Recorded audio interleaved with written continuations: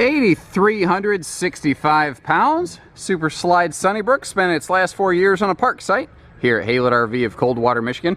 Overall, held up pretty well, which doesn't surprise me. This is really the day and the age where SunnyBrook RVs were just absolutely built like tanks. Everything does require maintenance and upkeep, and unfortunately, sometime very recently, unbeknownst to the previous owner, is my understanding, there was a leak developed in that rear wall.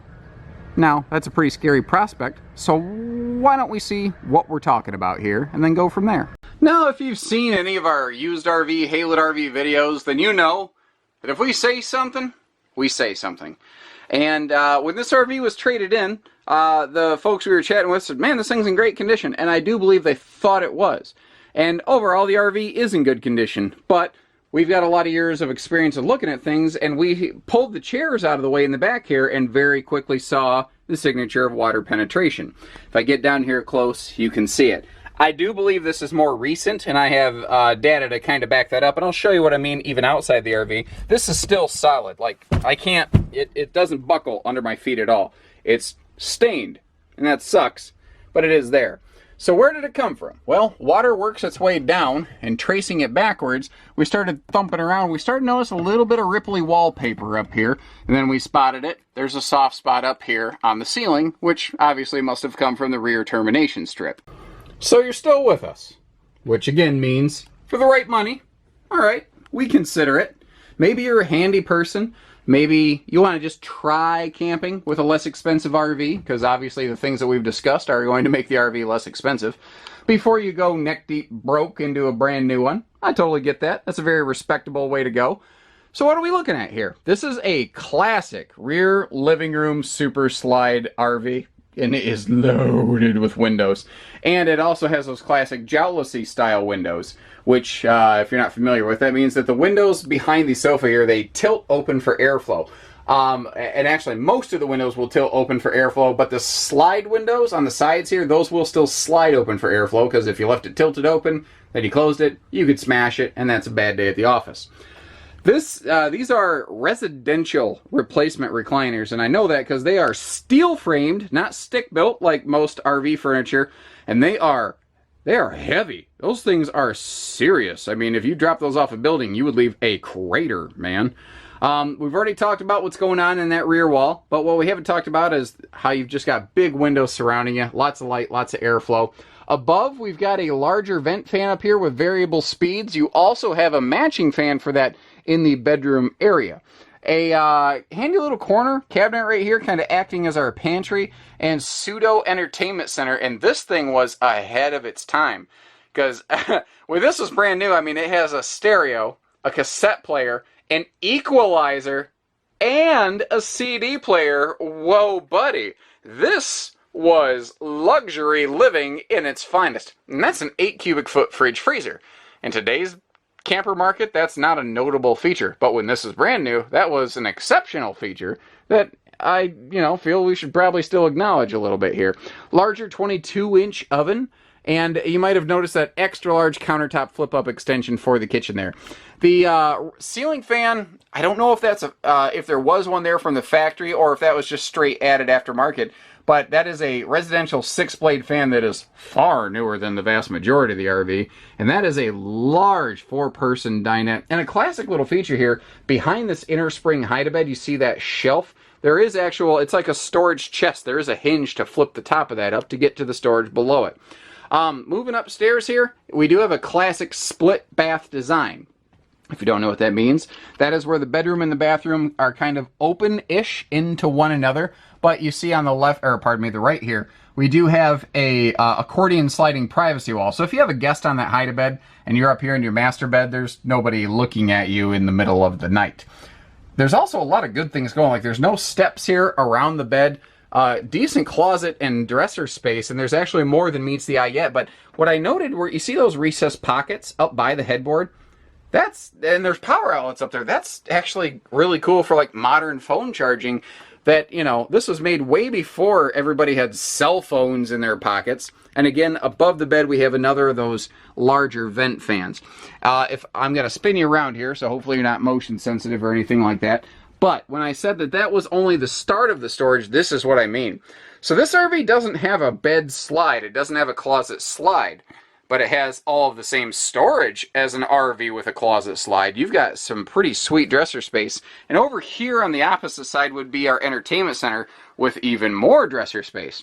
Now, if you notice on the kind of the opposite side of that privacy wall where the accordion door would shut, we have a tall vertical dedicated bathroom linen space and a big shower.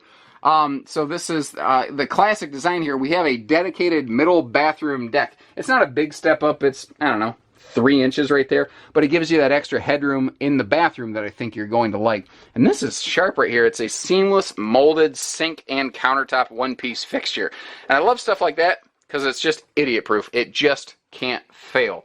Now, when I see older RVs like this, I will very often look for things like cracked or peeling flooring from cold cracking. I can't find any of that here. This thing was built right and just had that one little maintenance slip. Now, the exterior certainly has a measure of age and weathering showing on it, but I have seen much worse. And frankly, imagine if you looked at a car this age, it wouldn't be brand new looking, would it? And you would understand that. For some reason, when people look at RVs, they have a harder time kind of drawing that parallel. And so I always like to point it out. You see the slide awning added above that slide there. That's obviously been there for years. And overall, it looks like it's doing a good job. We're going to get on the roof in a little bit here. You'll be able to take a little peek at it off the side of the screen. So if I get up here a little bit closer, you can see what I mean by a little bit of weathering on the exterior. But again, it's certainly nothing major. I have certainly seen worse overall. I mean, the fact is, overall, the decals really haven't peeled, faded, shrunk a great deal. I'm actually quite impressed with how well it's held up. Interesting note on this one too. This is a very classic fifth wheel style of construction that only one major manufacturer still utilizes today. This is not a laminated fifth wheel. And that's going to throw a lot of people off because in today's market, like this Montana right here, you see fiberglass, you're like, oh, it's laminated. Now it still has an aluminum structure, but it has a studded aluminum structure roughly every 16 inches on center, just like, well, say like this Catalina that we have here, but instead of wood studs, this SunnyBrook has metal studs. Before lamination, that's how things were done. So the fiberglass you're looking at is actually kind of like micro bonded to a like a Luan backer effectively, and it's a full hung fiberglass wall. And that throws some people off because they're like, what do you mean if it's not laminated, it's not strong? No, the structure's providing the strength, the skin's providing the visuals. And what's cool, God forbid, you theoretically could literally peel the skin off this thing, repair anything in the RV, and put the skin back on. And you can't do that with a fiberglass camper, so, or a laminated camper. So there are benefits to it. It's actually a really awesome way of production. So you're asking, why haven't more brands maintained this level of production? The short answer is because it costs 20% more labor hours to build this thing, and that translates into a ton of money. Laminated construction saves the manufacturer money, saves you money. That's why more brands don't do it. So, a little history lesson for you there. Like I said, for the right money, if you like what you see, give us a call. Let's work something out. Take care, stay safe, have fun, happy camping, everyone. And if you don't know what a termination strip is, where this roof membrane meets the front or rear walls, that's called the termination strip. And it took a very rudimentary glance to look at this and see that there are seam exposures.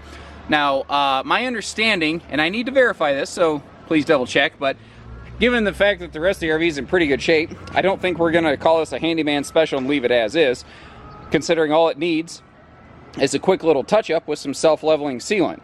Unfortunately, I mean, overall, the RV appears to have been generally well-maintained. It's just that one thing seems to have gotten away from the folks in the last 4 years where it has sat on their park site. Now, rather than conditioning the roof, it does look like a roof, oh, what am I wanting to say? Like coating has basically been brushed on here. You can see the various little areas where it's been brushed and moved around and whatnot. So overall, the roof looks good. It's just the rear termination strip unfortunately had a lapse in service.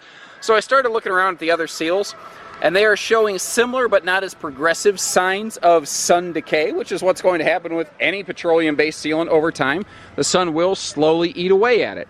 It's only the rear strip that seems to have any issues. The front strip up here seems okay. But once again, going over the RV with a couple little beads of spot sealant probably wouldn't hurt. So where does that leave us? Well, it leaves you currently talking to or listening to, considering doing business with, a very decent, reputable dealer. How many other dealers have you ever seen will pull the rocking chairs out of the way to show you a defect rather than leave them there to hide it? That's not who we are, and that's not how we are. You know, we try to be fair with every one of these used things, just like we try to be fair with every one of these new things. So if you're okay with the fact that it's not perfect, as long as the money is right, you'd still consider buying it. Let's hop back inside and see what good things she has to offer.